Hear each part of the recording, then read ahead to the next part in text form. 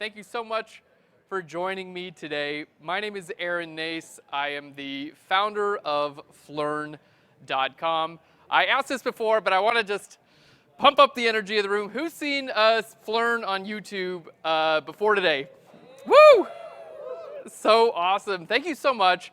It's just fantastic to be able to interact and hang out with you guys in person. We got a really fun talk today on compositing. I'm also going to just be hanging out after this. I'm done with Adobe Max. I don't have to do any more work. So let's hang out. That's what I want to do. So I'll just be around and then we can get lunch or whatever. I'm super excited. Today's going to be a really, really fun class. We're going to talk about some of the basics of compositing, kind of talk about my history with compositing and how I got started making Photoshop composites. We're going to talk about what goes into creating a great composite, and we're going to actually finish up today's class with some Photoshop demonstrations. So I wanted to make sure that you actually got some really nice nuggets that you could take home with you and something that would apply to all types of Photoshop compositing.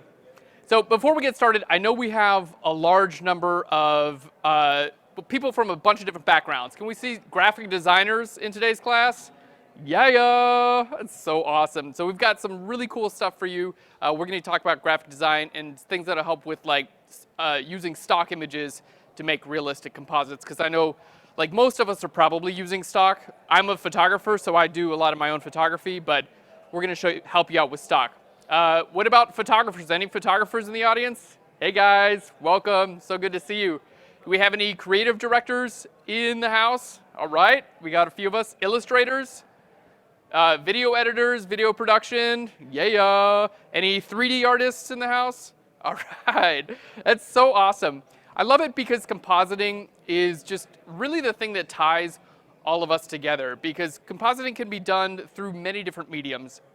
Now, the type of compositing that I work with primarily tends to center around conceptual photography. That's kind of where I got my start, and that's what I enjoy shooting. But it's so cool to see photography and graphic design and 3D and illustration. All of these things can be put together into the same image through compositing. So in today's class, I kind of want to just be able to help out everyone, no matter what your background. So at the end of the class, we're just going to give some super solid tips in Photoshop that are going to help you out just with basically any type of composite that you make. All right, well, let's go ahead and get into it. So starting off with my background, can you guys hear me, by the way, okay? Right? All right, good deal. So kind of starting out with my background, my history of Photoshop compositing. So I started my journey about 10 years ago with a project called a 365-day project, which basically meant I took a self-portrait every single day for an entire year. And I approached the project, I really wanted it to be more of an expression of my own creative mind, and also an opportunity to kind of help me not only learn photography, but work through some of the ideas, feelings, and emotions that I was having at the time. And as a creative, that tends to be where the most impactful work that I've ever made tends to come from pretty deep inside. Maybe I was struggling through something, going through a difficult time in my relationship, and I've been able to use creativity and use image making to kind of get through that. So the 365-day project was kind of an expression for all of these things. Now, at the same time, I had a full-time job. I was living at home with my parents, just totally regular, normal, whatever. And I was, after 5 or 6 days of taking pictures inside my house, I was like, man, this is going to get really, really boring. There's going to be a lot of pictures of just me inside my house. So I wanted to figure out, how can we kind of take this to the next level? How could I expand my creativity? And how could I make images that would go beyond the scope of whatever I could do just inside my own house? And that's what led me to Photoshop, and that's what led me to compositing. I found with compositing, I was able to take the ideas that I had and really just expand them and be able to create an entire new world, even just from the comfort of my own home.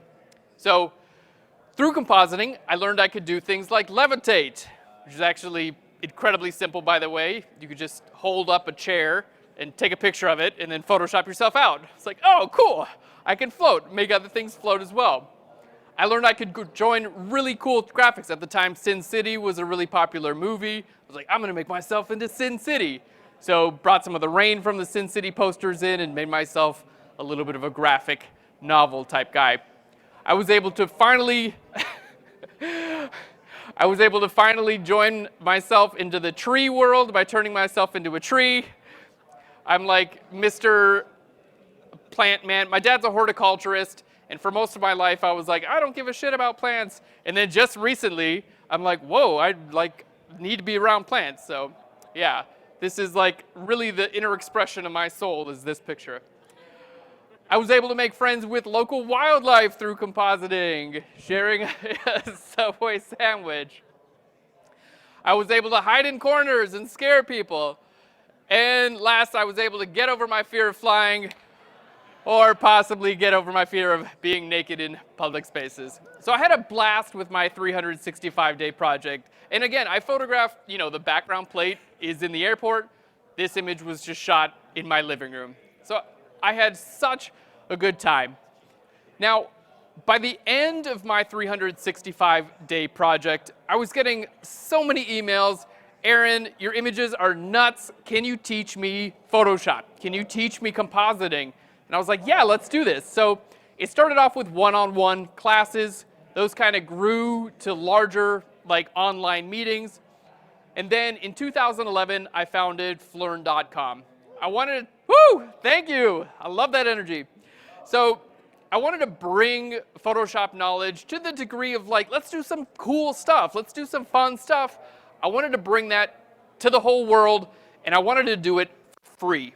So we started on YouTube, and it's just, here we are 7 years later. I'm super excited to say we are the #1 Photoshop education channel on all of YouTube. As of date, we have over 1.6 million subscribers, which is nuts. Thank you, thank you, thank you. I hope some of you guys are out there, and I want to talk with you guys as well, because all the time I'm just making tutorials in my studio, and I don't get to actually hang out with the people who watch them. So these events are they're very special for me as well. I think they got even louder over there. It's okay.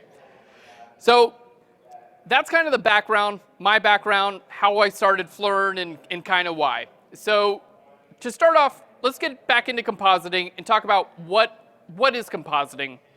Well, the idea of a composite is basically taking multiple different images and combining them together to create a realistic photo or realistic final image. Now, in this image is called the Island of Burrell. I had this idea, and a lot of my composites kind of come from dreams or feelings and emotions I'm trying to work through. Now, in this case, I had an idea. I wanted to create a world where there were these witches living on an island, and if you went on this island, then they would capture you and try to steal your soul. God knows what I was going through emotionally at the time, but that was the idea, and I wanted to make it into a reality. So to bring everything together, we start off with a base image. Now, the idea of these witches and the soul, I had to find a way to represent the soul.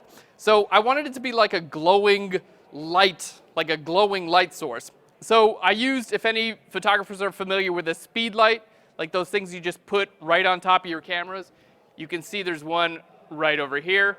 So I used a speed light attached to a ping pong ball, attached to a blue gel to make this blue colored light. And this is going to be the soul. Now, I wanted to make sure that we had more than one witch trying to steal the soul of the boy. And I also wanted to use the same person. I wanted all the witches to be like triplets or quadruplets, all the same. So starting off with our composite, we first have a much more creepy image of the boy. We actually put baby oil on our subject. It's like a photography trick, right? It's oh, cool, he looks more weird now. And then we started adding more witches. So we've got our first witch, we've got our second witch, our third witch, and our fourth witch. And all of these are just the same person in a different place taking the boy's soul. And here we have our final image. We wind up completely replacing the speed light with a little bit of a Photoshop, just like some particle brushes and things like that. And we have our final image of 4 witches stealing a boy's soul. By the way, I learned a valuable lesson. Never, ever tell a young child that you're going to steal their soul right before a photo shoot, because they'll believe you and think it's real, and it's going to be a fun time getting to convince them that it's not real. So this is the sort of thing that I love to do with compositing, coming up with these crazy ideas and bringing them together to make images that I haven't seen before. I like to break the rules. I like to have something that's like kind of fun and gnarly to look at and be like, what is going on here? Now, whether you're doing this type of compositing or any other type of compositing, there are a lot of different applications for compositing. So for instance, conceptual photography, like what I like to do, there are practical applications for compositing, seeing what spaces would look like. Architects and interior designers use compositing to work on their physical spaces. Compositing can be done for practical reasons, just like a head swap. You're taking a picture of a family, one of the kids is like looking weird or picking their nose or something. You want to swap their head out to make them look, appropriate for the family photo. There are tons of different applications. So let's go ahead and go through some of these applications. So starting off with this image, this is an image called Baxter. It's based on an idea that I had, kind of a Calvin and Hobbes type of story. I had the idea, I wanted to bring a young boy's stuffed animal to life. So the idea is every night when his parents go to sleep, this young boy's stuffed animal comes to life and they go on adventures. So I was like, okay, cool. This sounds awesome. I'm not actually going to use Hobbes. I'm going to create my own version. So the character that you see here, right, that little guy right there, laser pointer way over there, that's actually Baxter, and I built him out of foam. It's like his body. I used fake fur. I just ordered a bunch of stuff on eBay, and I actually built that little guy. And he's awesome. Now he's in the Flern studio. He's like our mascot. But I wanted to make him like 20 feet tall. Like, that was the idea. I want him to be huge, and I want him to still look like a playful guy. But I wasn't about to build an actual 20-foot tall stuffed animal. So through compositing, we're able to build a small guy and make him much larger in the final. So here's our original photo. Now keep an eye on the left-hand side of the photo.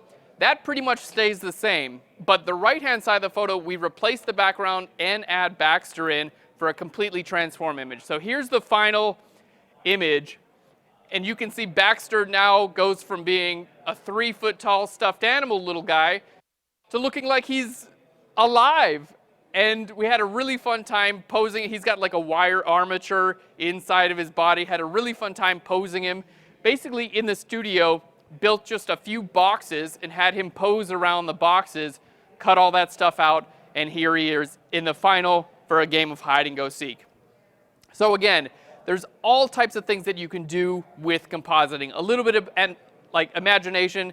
And this sort of thing could be relatively inexpensive. I built Baxter myself for, maybe 50 or 60 bucks worth of like foam and fake fur. So a lot of fun and a great expression of creativity. Now, compositing can also be used for just super practical applications.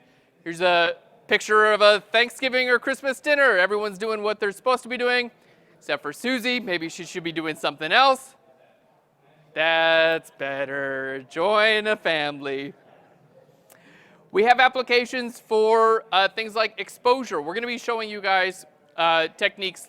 Well, we're going to show you examples from luminosity masks later in this tutorial, but also things like double exposures. So back in the day when we were all working on film cameras, I started like right at the cusp of like digital. So my first real camera actually was a digital camera. So I'm like, can I even call myself a photographer? Okay, now we can do things like double exposures in Photoshop. So we can take an image like this and do double, triple, quadruple exposures and bring all those ideas together. This is another form of compositing. So in this case, I think this is triple exposure. And as we all know, if you just add some birds to anything, it's going to look awesome. So there we go. It's got some birds on the top too. Now, Our next application is just a very practical application. Interior architects, designers, and I find that people at their homes can, like, one of our popular tutorials, we have a tutorial on YouTube called like how to change the color of your wall in Photoshop, like so you don't have to paint your wall for real, you can just take a picture and then do it in Photoshop. People love that sort of thing. It's very easy to do. It's super applicable. You're not creating a final art piece. It's just like, oh, good, this is a helpful way to reimagine my home. So we have practical applications like adding a picture to the wall. What would this look like? You could actually wind up replacing that picture with a few different, maybe you found some art online you wanted to see tested in your house for real. You could do this sort of thing through Photoshop compositing. We have location changes, so putting people into new backgrounds. Now, this is a big one. Has anyone tried to do this, by the way? Take a picture of a person and put them in a new background? Yeah, pretty good. One time. How did it go?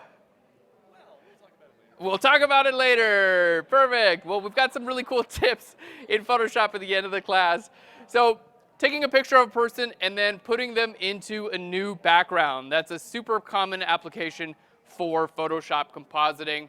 We've got a lot of compositing going on, in the fine art world. In this case, I saw these images of floating houses a couple of years ago online. I don't remember the photographer's name, but I loved the project and I wanted to do like my own version, like an homage to that. So saw these little trees, pulled an image of an apartment complex together and made a floating apartment complex of my own. So I don't know if we're really going to consider this art, but hey, my attempt at making art. Next we have just super practical applications. So graphics, print, web. I know there are a lot of graphic designers here. How many graphic designers have had to cut someone out of their background before? Like everyone, right? For things like this, putting them on a magazine cover or whatever. It's like, all right, we want Icon magazine, but I want their hair to look like it's in front of the O. On every magazine. By the way, this magazine does not exist. I made this up for this presentation. I'm also super curious as to why anchors are always in style. It's a featured article in this magazine that doesn't exist. So we know there's a bunch of different applications for compositing. Let's talk about the different types of compositing. So first of all, frame compositing, element compositing, and exposure compositing. Each of these composites, they work a little bit different, and we're going to go through them, kind of get your idea for the most. So the first one we're going to talk about is frame compositing. Now, for anyone starting out compositing, especially if you plan on taking your own images, this is the way to go. Because with frame compositing, the camera actually stays still during the entire photo shoot. So you've got your camera on a tripod, you're in manual mode, you're in manual focus, and things can move around in front of your camera, and then basically in Photoshop, all you have to do is mask items in or out. So it's a very easy way to get into compositing, and also because you're actually photographing everything that's happening, this also tends to be the most realistic way of compositing as well.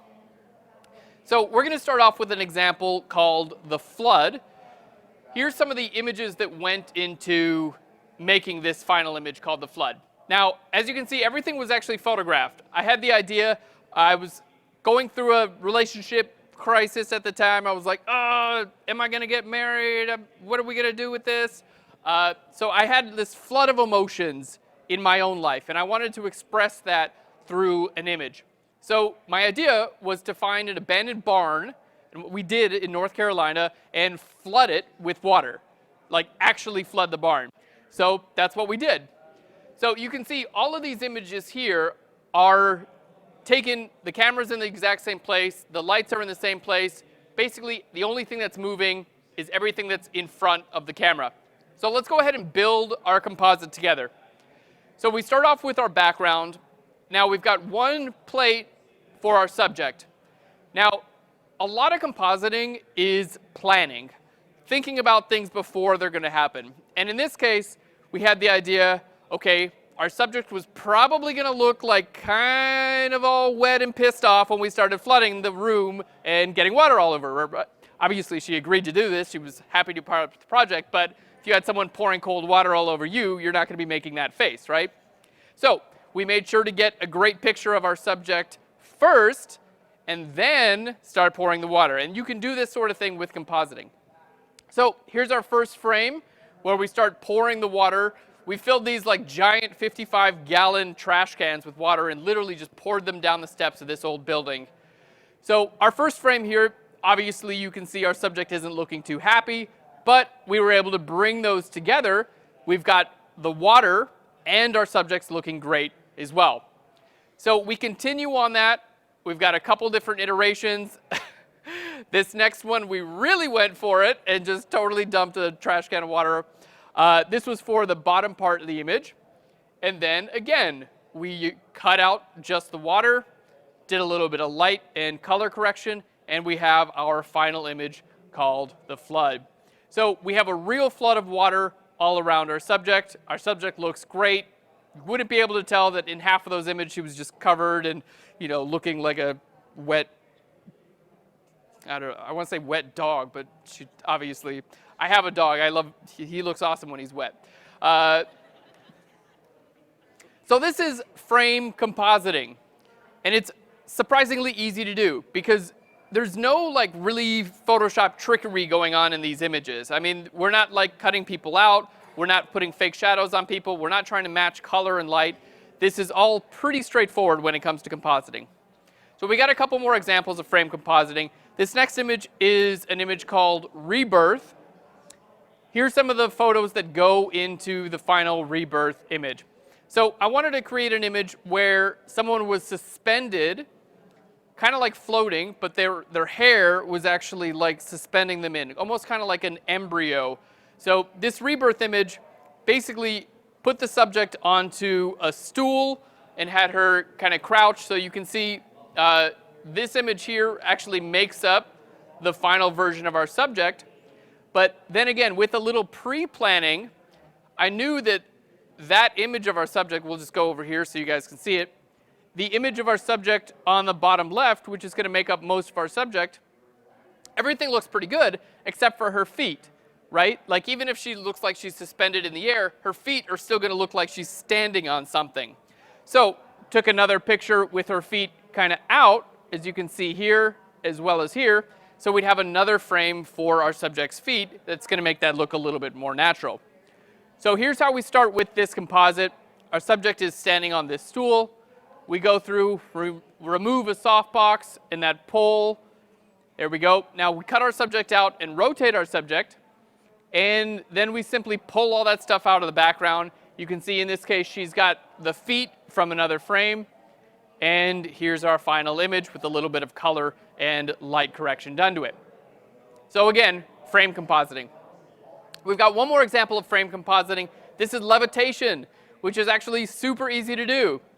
So levitation, by the way, if you want to make a levitation photo, all you have to do is get someone to jump in the air and take a picture while they're in the air. And if they're going to jump backwards, just make sure that you have some kind of crash pad or something for them to land on. So I worked with my friend who's a dancer. She's an incredible athlete and has great control over her body. And she's basically just jumping back onto this giant crash pad. So in this image, we're using different parts of her body to create the final image.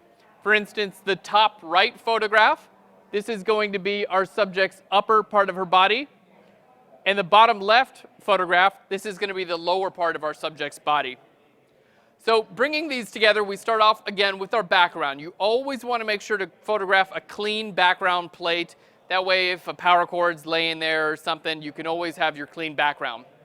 So we start off with our background. We bring in the first image of our subject jumping backwards, cut out basically everything except for the legs of our subject.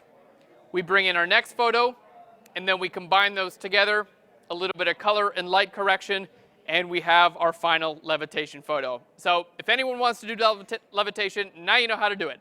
Incredibly easy to do. Just put a crash pad behind you, jump backwards, erase the crash pad in Photoshop. So this is all frame compositing. The camera's just in the same exact place. We're taking different frames of the same photo shoot and pulling them together. Next, we're going to take a look at element compositing. Now, here's where things get a little bit more complex. We kind of open up the world to bring in any elements. We're talking, 3D renderings, your own photos, stock photos, basically anything that you can find or create, you can pull together through an element composite. Now, it gets a little bit more tricky here because you kind of have to start matching things like your lighting. You have to match your background. You have to match your perspective and your camera angle. And we're going to give you some great tips and tricks on doing that in just a few minutes. So let's go through a few examples of element compositing. First example we're going to look at is an image called the Outlaws. And here are the different frames that we use to pull together the image.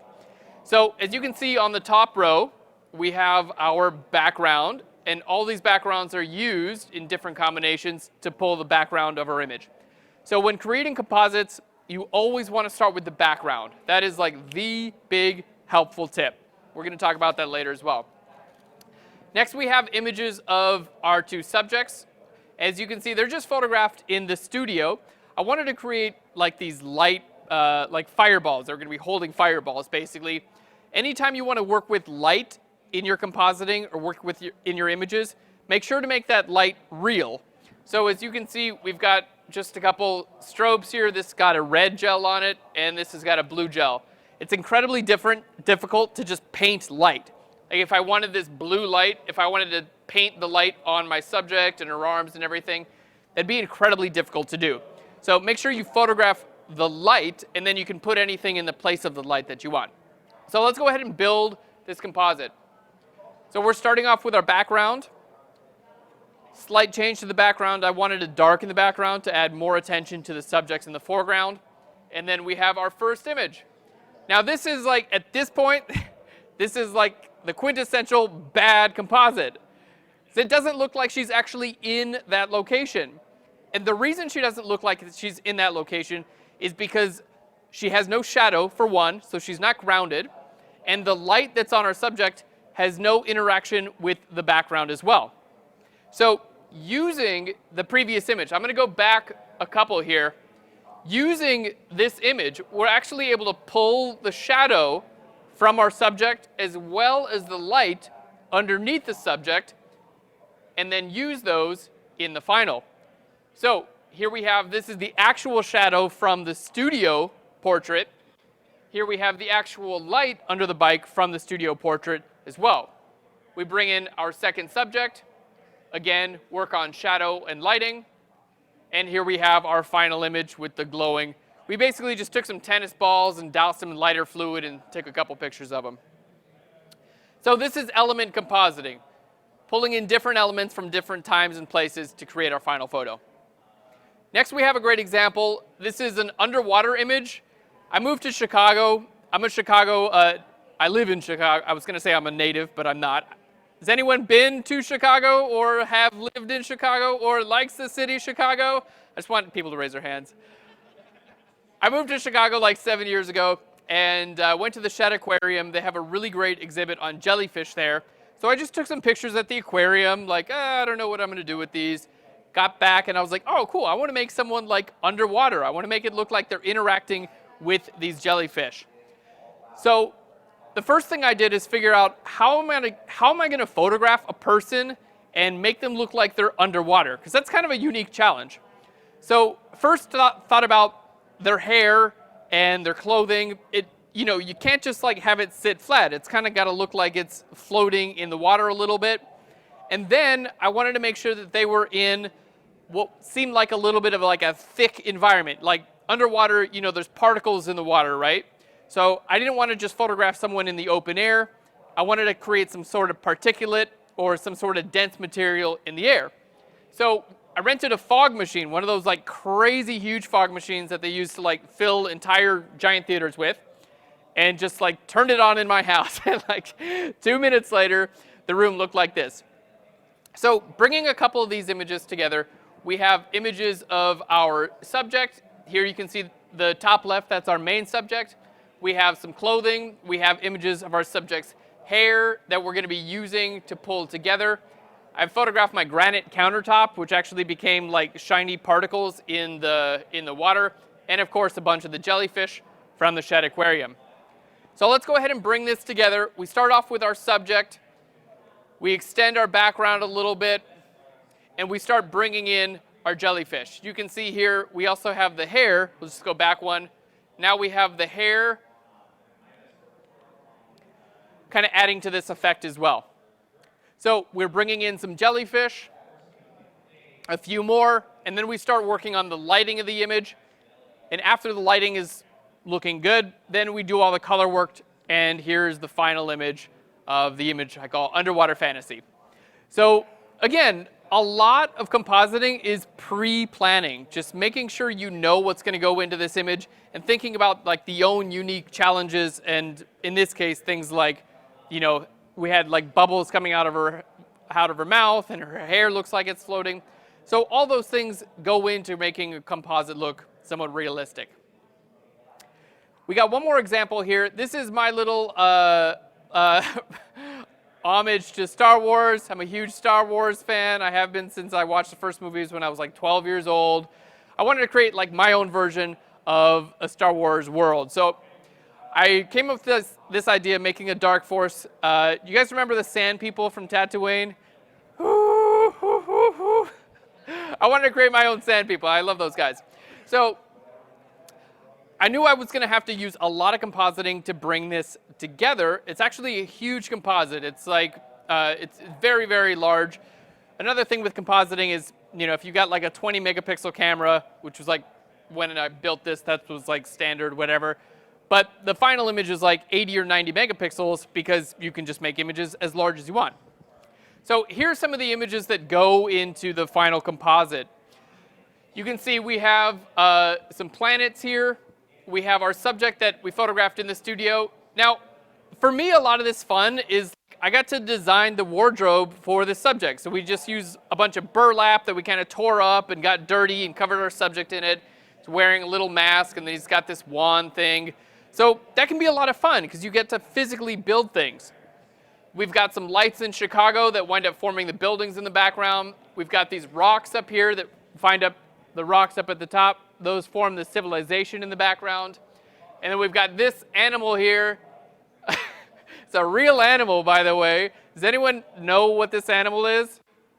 Or has seen anything like that before? Okay, me neither. I have no idea what that is. I photographed it in the zoo. I think the description said it was related to a goat. I don't know. Anyway, it seemed like it belonged on another planet. So let's go ahead and start pulling this composite together. So we have our first plate. We start off by extending our background by a couple of different plates. I was outside of Moab, Utah on a separate trip and took these pictures and thought they would look really good for like this other planet. So we start off adding a little cave type of environment and then building our background. So these rocks here, by the way, this is another super cool thing with compositing. Those rocks look really far away. And the reason there is basically I just super lowered the contrast and added some color. So those rocks, I'm just going to go back like right here. Those rocks are the same rocks as up here in the top left with that blue sky. Okay, so it's just a picture of a rock that then looks like it's a mountain because I just like faded it away basically. Made it look like there's atmosphere in between here and the rock. Took some of the lights from the buildings in Chicago and made that into a civilization. Just using a screen blend mode. Took 2 seconds to do that. We added some planets to make it look like it's a faraway world. Of course, we have our unidentified animal here related to a goat, question mark. And then we have our subjects in that, again, just photographed in the studio, similar lighting to the background, and we have our final image called a dark force. So another example of element compositing. You can see there's really no limit to what you can do with compositing. We have our last type of compositing here. This is exposure compositing. Things like HDR or luminosity masks are a great example of exposure compositing. So starting off with our exposure composite, we have a great image by a friend of mine, photographer Josh Cripps. We're able to use different exposures of the same photo. Now, for those of you who've captured images with, higher end cameras, you'll know about shooting in RAW, right? 16-bit RAW images. There's a lot of information in those RAW images that we don't really get to see. if you take your exposure slider in either Photoshop or Lightroom, you can see that you're able to break your exposure and make it much brighter or much darker, and you're actually able to get more information than you can visually see in an image. So using a technique called luminosity masks, you can actually do things like lower the exposure of your image and then just bring in certain parts that are going to help you make a more realistic image. So for instance, here's kind of where we're starting off. You can see the sky is a little bit, it's too bright, right? It's blown out. We don't have any detail there.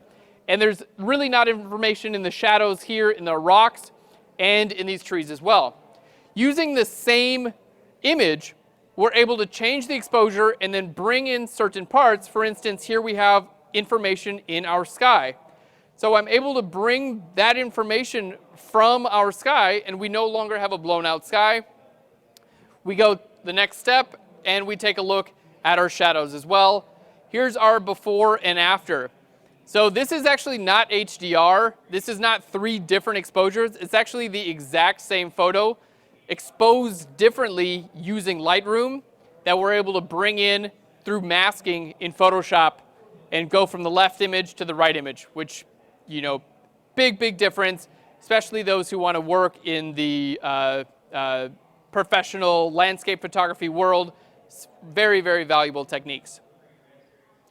So now we have a good idea of the different types of compositing. Again, frame compositing, element compositing, exposure compositing. Let's get into why I love compositing. The big reason I love compositing is you can break rules.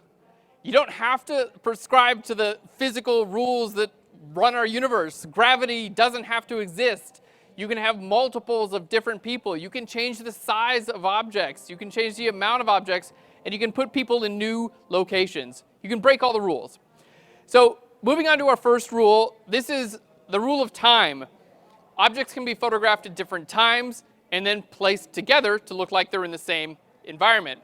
So here we have an image. I wanted to just blow someone out of a wall. And so I created a little story about it. I don't know, she came home and caught him cheating or whatever it is.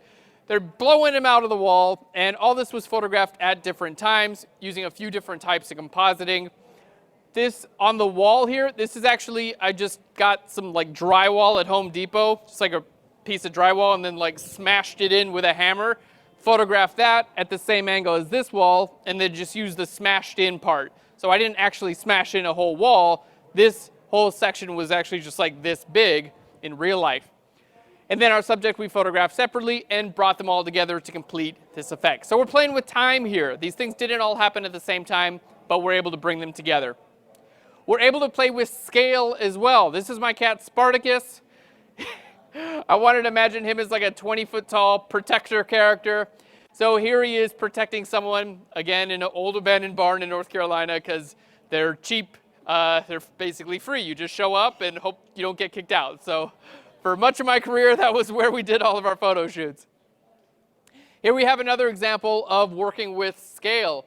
So this is an interesting image. As you can see, the chair here on the left, that's a life-size chair.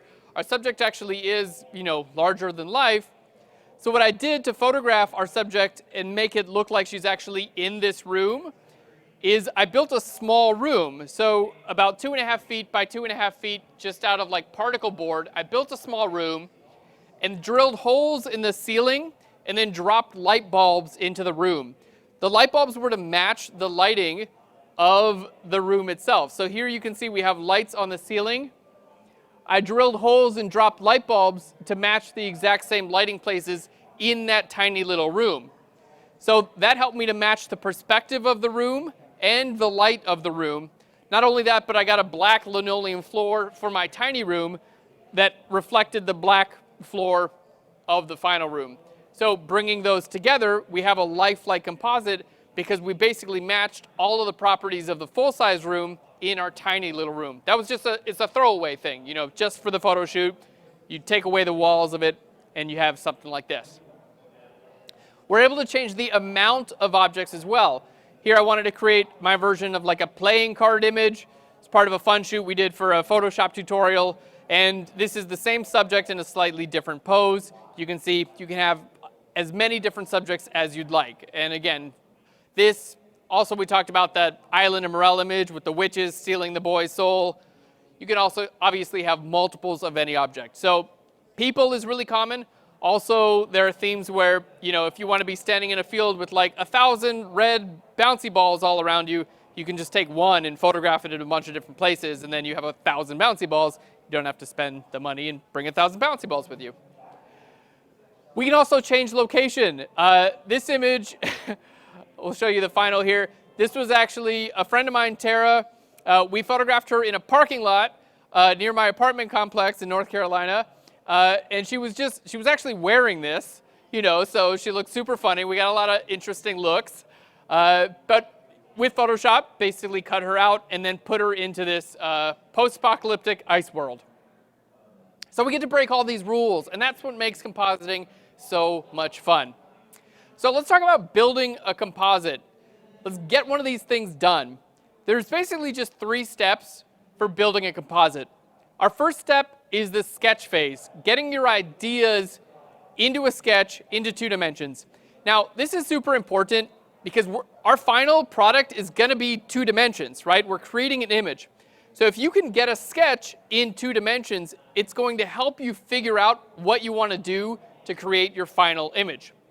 Next, you're going to resource or gather your images together. You can do this with stock images. You can do this with photographs. You can work with I've worked with a bunch of different creatives to bring images together. That's a lot of fun as well.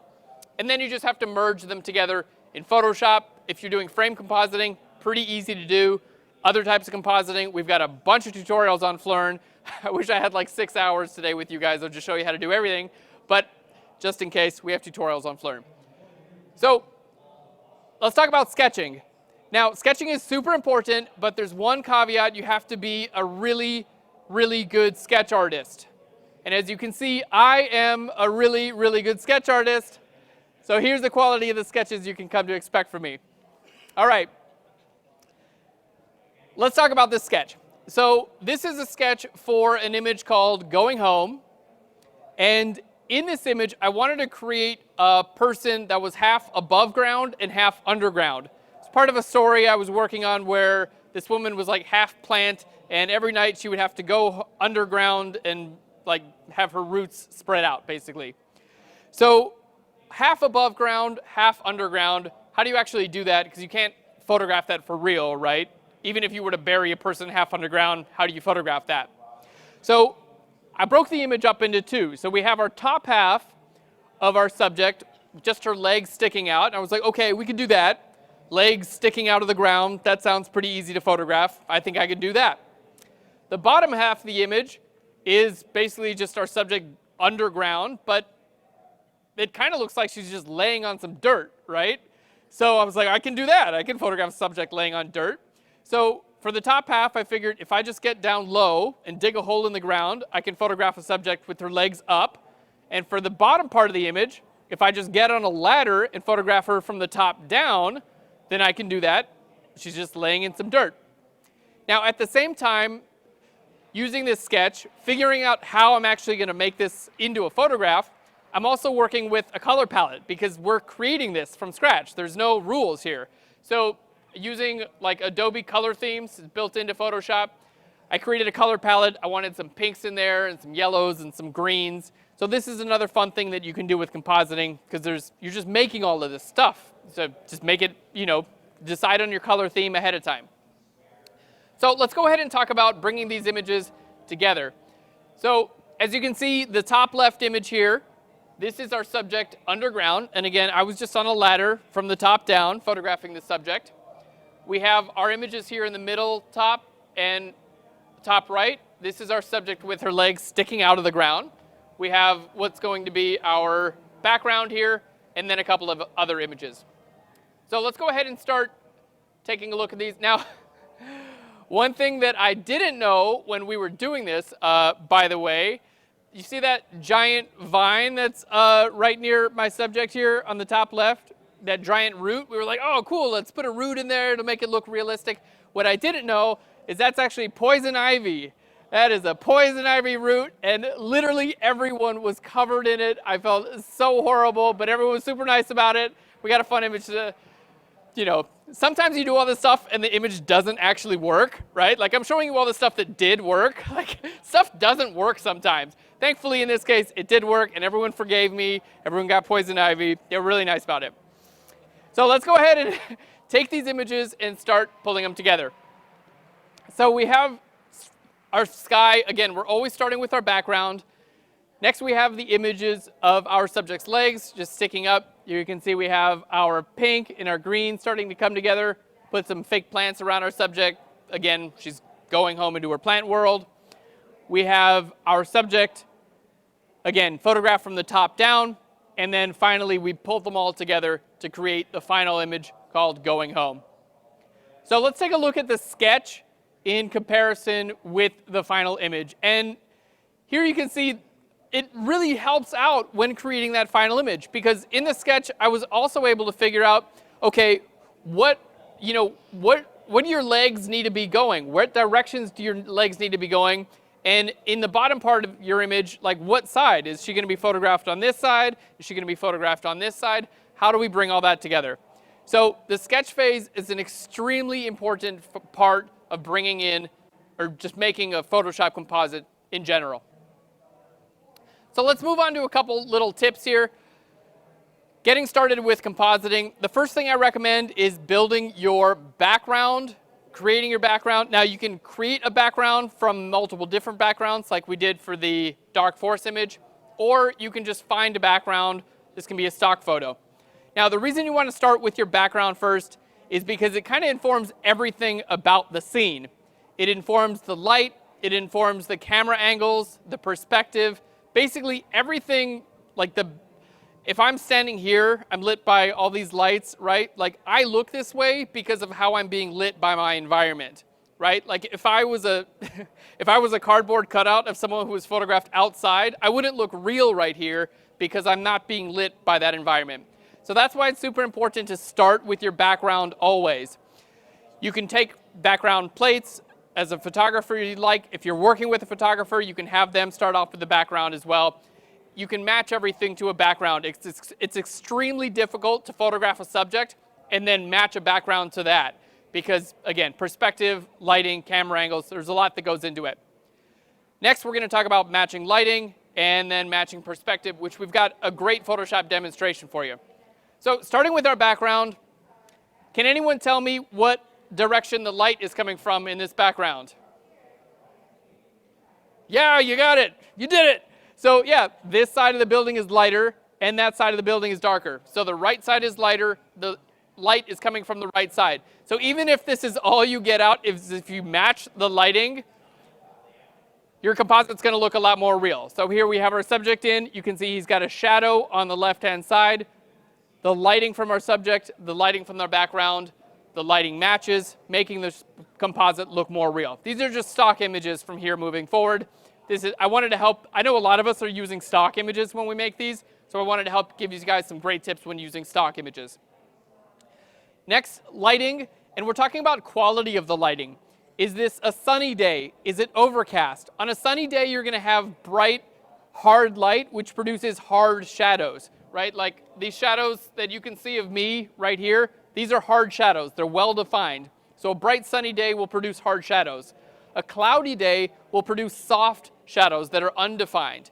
So if you're, again, starting compositing, look for images on cloudy days, because honestly, that's a lot easier, because creating shadows in Photoshop can be pretty difficult. But if you're doing that on a cloudy image, you just create a black blur below someone and it's going to look good. So you want to make sure to match the lighting of your background, cloudy day, sunny day, as well as the direction. Here you can see we have a low contrast, relatively cloudy day. So when we bring in our subject, I wanted to look for an image that also was photographed with a low contrast light, like this cloudy image. And then we're going to talk about matching perspective, and I've got a really cool technique I'm going to show you in just a few minutes for matching perspectives. In this image, we're going to show you how to calculate the perspective, but we're able to bring in a subject and make her look realistic, and I'm going to show you how to transform that subject back into space as well by matching these perspectives. So that being said, let's go ahead and get into Photoshop. I've got some really fun demonstrations for you guys. That's the end of the me up here talking session. I don't have a name for that. We're going to go into Photoshop, and I'm going to show you how to actually do some of this stuff, because I want to give you some tips and tricks that are going to help you out no matter what type of compositing you're going to do. And then if you have any questions, hang out with me after class, because I'm super happy to help out. Alrighty. Let me just switch to this thing real quick. Okay. So the first thing we're going to take a look at in Photoshop is matching our perspective, calculating and matching perspective. So if you can do this in your composite work, it's going to make a huge difference. So we're going to calculate our perspective, and we're going to do so by finding any type of lines that will converge towards our horizon. So you want to find your horizon. That's extremely important. So what I'm going to do is just draw, like, very, very quickly here, a couple lines in my image. There we go. Let's just get a color we can see. Now, we all know, most of us are from a design background. We know about 2-point, 1-point perspective, finding our horizon, right? So in this case, I'm just going to kind of follow these lines backwards into space. And where they will converge, that's pretty much my horizon. So I'm just going to guess that my horizon is right about here for this image. Now, usually I'll just draw the lines and have them actually converge, but in this case, we're just going to bring our horizon probably right about there. So if I find the horizon for my background and I find my horizon for my subject, I can bring these two together and make sure that the horizons are the same. So let's go through a couple examples that will not work and show you why. So we're going to start off with this image here. Now let's make our horizon, I'm going to bring this down below. So this image, the lighting actually looks pretty good in comparison to my background. You can see the background, we have a general soft light coming from above. This image, we have a general soft light coming from above as well. Now, if I try to put this image into my composite, we're going to guess that our horizon is right about there. Let's go ahead and group these together. I'm going to just do a super, super rough cutout of my subject. Just using the lasso tool. Obviously, you can use the pen tool or channels to do a better cutout. There we go. Now, we're going to match the horizon from our subject and the horizon from our background. Because if I put my subject here, she's not going to look realistic. If I put her up here, she's not going to look realistic. The only way you can get a subject or an object to look realistic as far as perspective is concerned is to match the horizon lines between your subject and your background. That's like a must. So let's go ahead and bring our subject down. There we go. And take a look at matching the horizons. So we're going to bring this back into space now. Now, as far as perspective goes, you can see she kind of just shrinks back into the space, but she still looks like she's kind of like under the ground, right? It looks like she's kind of too low. And the reason is the original photograph was photographed looking downwards. So if I have a camera and I'm photographing directly out, directly straight out, the horizon is going to be in the very middle of my frame. If my camera is looking up, the horizon is going to be down here. If my camera is looking down, my horizon is going to be up here. So when trying to match pieces of a composite together, try to find images that have about the same horizon line.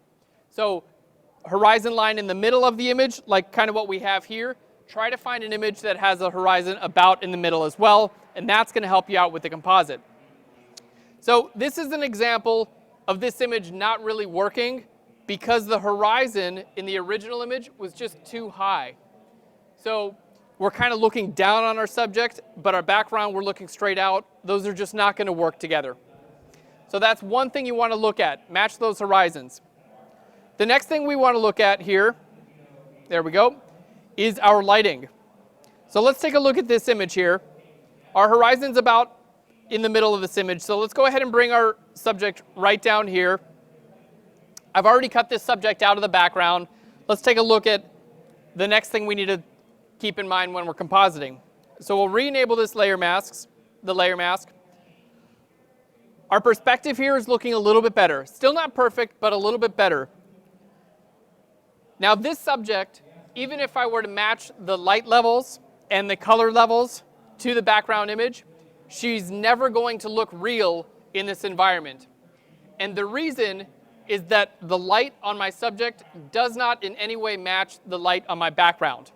You can see my subject has a hard shadow, and she's being lit from basically the top left. The background very obviously is producing soft shadows. You can see it here in the trees.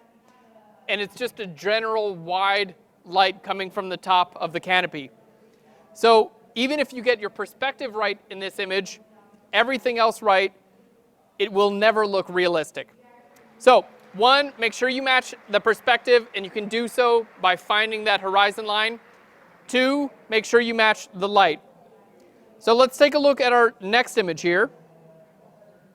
Now this image, we'll go ahead and find the perspective or the horizon line for this image. It's probably right about there. And you can just follow these lines in your image back to infinity.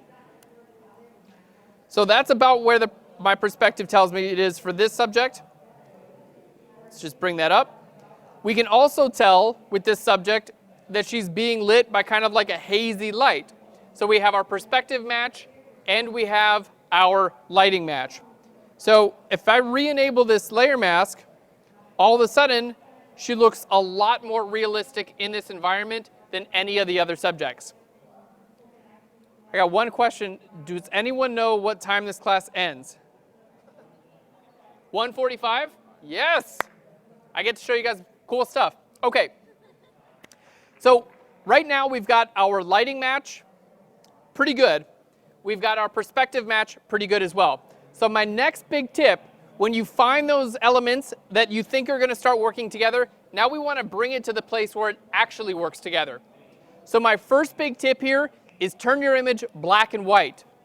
Now, the reason you want to make your image black and white when you start your composite is that you want to get your light levels for your subject and your background to be about the same.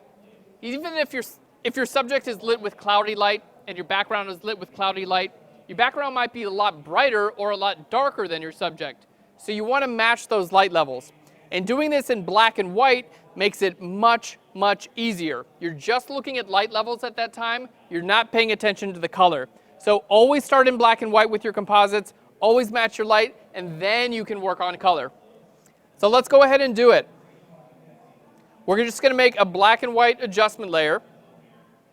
There we go. And then here, it might be immediately obvious now that we put it in black and white that, for instance, my subject's dress, the level of black on my subject's dress is lighter than the level of black in my image, right? Like if you look at the trees that are now black, they're darker than my subject's dress.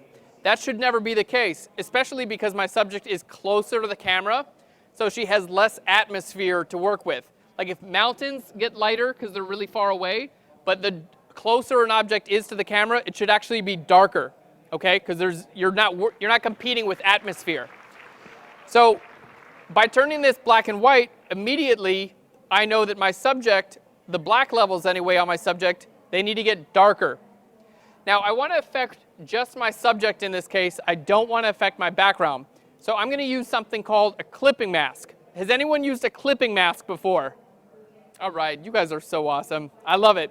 Now, for anyone who hasn't, not a big deal. A clipping mask will basically only be visible on a certain layer. So what I'm going to do is I'm going to darken the shadows, but I'm going to have this only be visible on my subject. So we're going to grab a levels adjustment layer. Now, by its default, if I make my darks darker, it's going to do this to my whole image. However, if I clip this, and I can do this with this little button right here,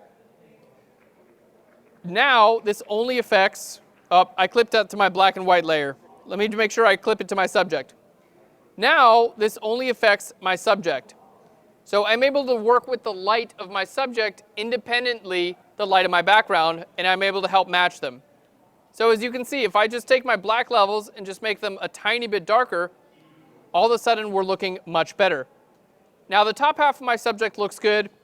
We're going to make another levels adjustment layer and clip this. and this will be for my bottom half of my subject. There we go. We're going to invert that, and then I'll just paint this white on my layer mask just on the bottom part of the image. Okay, so we're looking pretty good. Now, the next thing I want to show you is about matching and identifying your light levels. So the lightest area in your background, if it's lit by natural light, should be the sky, right? That just kind of makes sense. Now in your foreground, unless you have a light, a physical light, like someone's holding a lantern, nothing should be brighter than the sky because everything in the foreground is being lit by the sky. So in my foreground, I'm going to take a look at my subject, and if a part of my subject is brighter than my sky, then I know I need to make my subject a little bit darker. And I'm going to do this with a threshold adjustment layer.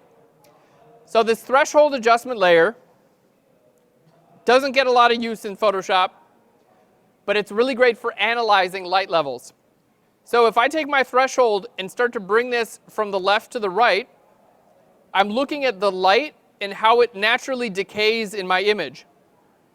And my goal here is to make my subject look natural at every level. So you can see here my subject does not look natural, primarily because she has no shadow. We're going to make that in just a minute. As I move this to the right, there we go. My subject is actually looking pretty good. You can see if my subject, for instance, let's grab this. If my subject, for instance, looked like this at this level, it'd be pretty obvious that she's much too bright in comparison for my background. So I'm using this threshold adjustment layer to analyze the light versus the light of my subject versus the light of my background. Now in that case, her highlights actually looked pretty good. So we're going to turn our threshold adjustment layer back off. Okay, now the next thing we're going to do is use clipping masks to help out with our masking. So kind of the toughest thing to do when cutting out a subject is their hair, right? Like that's where all the hard work comes in. Now, a lot of the time when we're cutting a subject out and using our masks, we have what's known as fringing. Okay, let's zoom into our subject, and we can see we have this around the subject here. So I've cut her out of the background, but we have fringing, meaning it's lighter around the edges. Now, for a lot of us, we're going to think, okay, this is a layer mask issue. I need to create a better mask and better cut out our subject. But this is actually not a masking issue. The mask in this case looks totally fine. What this is an issue is just there's some light pixels around our subject's hair, and in this background, those pixels are just too light. So what we're going to do is use a clipping mask to simply make those details a little bit darker and remove our fringing. So if you ever experience fringing, it's not a masking issue. All you have to do is what I'm about to show you right now. Okay, so we're going to make our black and white adjustment layer off temporarily. We're going to zoom into our image, and keep in mind we're going to clip. So if I just create a new layer, and I paint with the brush tool here, let's make this a little bit smaller.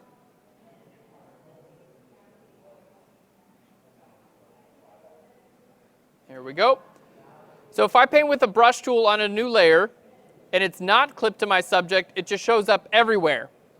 But if I clip this by right-clicking, you can go to Create Clipping Mask. Now this only shows up where my subject is.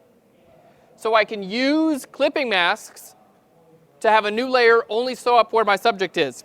So now let's take that same idea, and instead of using my brush tool, what we're going to do is I'm going to use my clone stamp tool, and I'm going to sample from the inside of our subject's hair to the outside.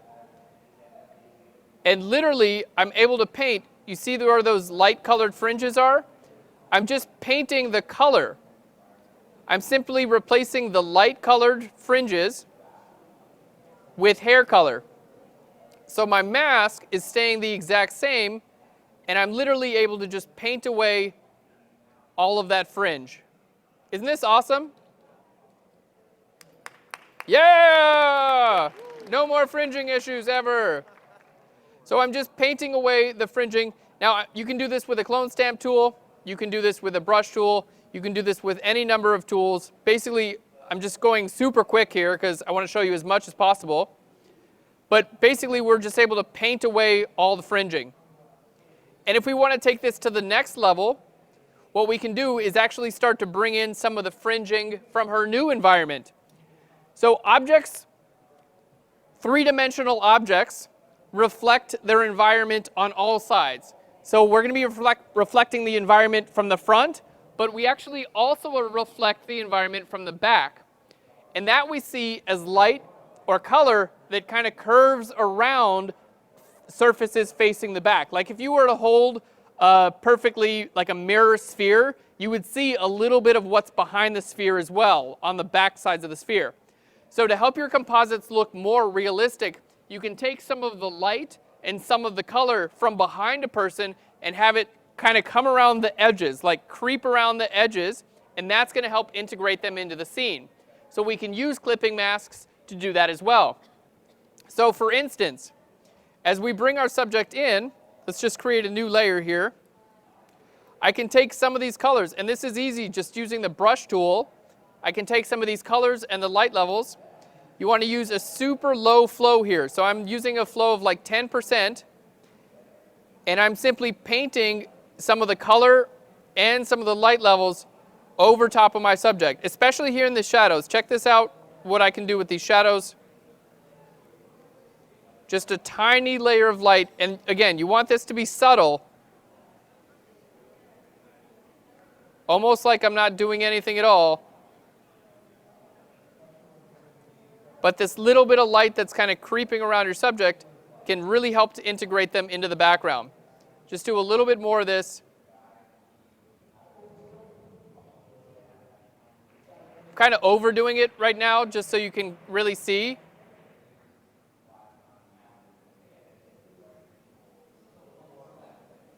Again, I overdid it a little bit, but let's just turn that off and on. Let's zoom out to a regular level here. Turning this off and on, you can see how this looks flat. She looks like she's pasted on. The area where I brought some of the light from the background, it now looks more three-dimensional, and she looks like she's integrated properly into the background. Can everyone see that? Isn't that an awesome technique? So this alone can really help, especially if you have like a bright light behind your subject. You can really help to bring that in. So in this case, we don't really have a bright light, but we'll just say this area is a little bit brighter. The background there, I can just bring some of this light in. And then if you want to integrate it a little bit more, just change your blend mode from something like normal to soft light. And it's going to get some of that light and some of that color.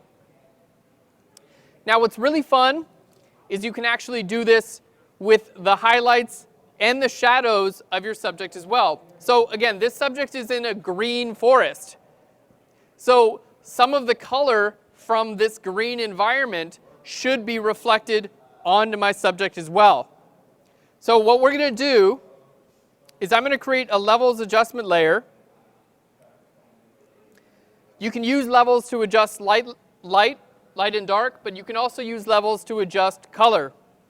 So we're going to go to our red channel, and if I pull the red channel down from my highlights, we're going to see it pulls a little bit of green into my image. If I go to my green channel, this is going to pull some of magenta in my image, which I don't need right now. And if I go into my blue channel, it's going to pull a little bit of the blues out of my image, getting me a little bit with that green. Now, obviously, this doesn't look real just yet. What we're going to do is restrict this color to the highlights of my subject. The highlights is what this is appearing as what's lighting my subject.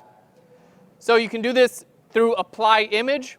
You can also do this through Blend If, also known as luminosity blending.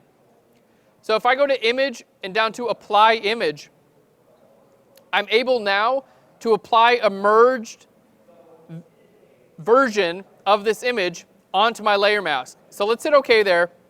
I'm going to hold Alt or Option. This is now what my layer mask looks like for this levels adjustment layer that I just made.